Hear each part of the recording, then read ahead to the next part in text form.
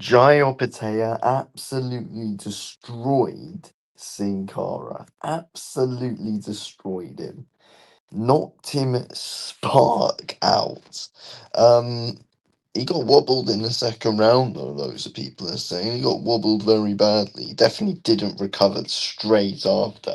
His legs definitely didn't just go for about a second. Then he was then he clinched, and then he was completely fine and kept on feinting and pressing forward with the level changes. That's what happened. He was fine. He was fine. People were looking into that. I think Jai Opetaia would absolutely cook at heavyweight. That's what's got to happen next. That's what's got to be the next move. Jai Opetaia at heavyweight. You know, it's a waste of time him sticking around trying to unify the cruiserweight division. Zurdo's been ducking for years. Badu Jack's holding up the division. Um, yeah, like just move up to heavyweight. That's what's got to happen. It's not going to happen, but he will cook at heavyweight. He is more skilled than about 95% of the division, let's be honest here. Um, like he is basically more skilled than everyone other than Usyk, Atama, Fury. You know, like other than that, like he is more skilled than basically everyone. I think. Look, today against Cinkara wasn't Jai's best performance. He admitted that himself. It was pretty slow, and I feel like at times, and I feel like he got very over eager at the start of the fight just by constantly throwing out that straight left. Got over eager. I think he was chasing the knockout a lot early on, but I noticed from round 6, 7, and then 8, where the knockout came, Jai Opetaia was mixing up his work more. He was throwing more hard shots to the body, convincing shots to the body, you know, looking to the body more. And then once he started to mix up, and it was just that simple adjustment that he made, that's when the knockout came in the 8th round. Once he started to just go more to the body, then eventually trick Cinkara into then going upstairs and knocking him out. It came. It came. So yeah, it was just that simple adjustment he made, and then it was all good. A classic in fashion Jai Opetaia brutal knockout. That's what ended up happening. Um, but yeah, look, it wasn't his best performance. He admitted it himself, but you know, everyone has those days. He's more skilled than literally 95% of the heavyweight division. He will cook it the division in the division. Let's be completely honest. He has all the ability to become champion when Usyk goes. Simple as that. He can definitely be up there. It could be Arpitaya and Moser the Talmud going at it. Two southpaws who are very similar styles, in my opinion. That would be a fantastic fight down the line. That's got to happen. But yeah, it's now this is done. I don't want to see any more pointless mandatory fights for Opetaia because it's holding his career up. It is holding his career up. That fight didn't need to happen. Opetaia wanted activity. He got it. It's time to move up. No more messing around now. His career is being held up massively, and it's starting to annoy me because he's one of the most entertaining fighters in boxing right now. But his career is just being put at a halt, really, because the champions don't want to fight him. That is the reality here, and that knockout is a reason why. I think a lot of people are going to be reading into the fact he got wobbled, but the best fight is getting wobbled. Let's be real here. Let's be real. It happens to the best. Look, I mean, Shakur got wobbled against Zepeda.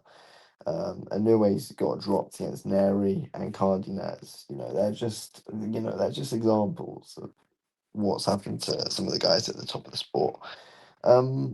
The thing is, though, is that I do get people that say Cinkara is not a top operator, so it's different to those situations that I just named. But and that's fair to say, of course. But something like that happens to everyone, and the reality is, Jai Opetaia showed really quick recovery time and didn't really get hit afterwards at all. To be honest, he didn't. I mean, Cinkara didn't really offer much. To be fair, he's just about a lot on the back, but didn't really offer much. But again, he made it hard for Cinkara to follow up. He made it very hard for him to follow up, and didn't really show any signs of being hurt afterwards and didn't make the same mistake. And that's what you got to do. That's how guys like Usyk are so good. They get hit with a big shot, they don't get hit with it again. And Jai Opetaia showed that same kind of mentality tonight. You know, he got hit, didn't get hit with it again. So there we go. I think, to be honest, again, once Opetaia started mixing it up, that's when he looked good. Early on, he was just relying on the jab and the straight left hand, and he was leaning over the straight left hand like leaning over the front foot a lot when he was throwing that straight left hand early on in the fight as well. And Cinkara was just often moving off. He was just way too over eager early on, and I think Jai knows this, and I don't know, he was chasing it. Then I just feel like he got very frustrated that he wasn't getting it, but then he calmed down, mixed it up, more variety came, and that's when the knockout came. But the guy is a devastating puncher, and trust me, that power will show at heavyweight as well. The power will show at heavyweight. This guy has got all the attributes. He's got all the ability in the world. It's just that we haven't fully seen his resume at the real top level other than previous. That's the thing. But he needs a fight at heavyweight, otherwise it's just not gonna happen. But Tasman fights just aren't going to do it. I don't want to see Jai Opetaia have another fight on the UFC Fight Pass again as well. I don't want to see that happen again. He needs big fights, big platforms. The Zone. That's what's going to happen next. Heavyweight debut on the Zone for Jai Opetaia next. That is what I demand happens. But yeah, who bloody knows if it actually will, though? Who knows? I don't want to see him wait for Zurdo. I don't, because Zurdo's fighting Robin Safar apparently in January. Then he's fighting David Benavidez. So what's the bloody point in waiting? Badou Jack probably going to retire next weekend after the Noel Micklin fight, win or lose. Or if not, he's just going to continue to hold up the bloody division. Jai needs to know he's not going to get the unification fight, and it's very unlikely it happens in 2026. He could be hanging around to 2027 at the earliest for a unification fight at cruiserweight. Move up to heavyweight, he will cook in the division.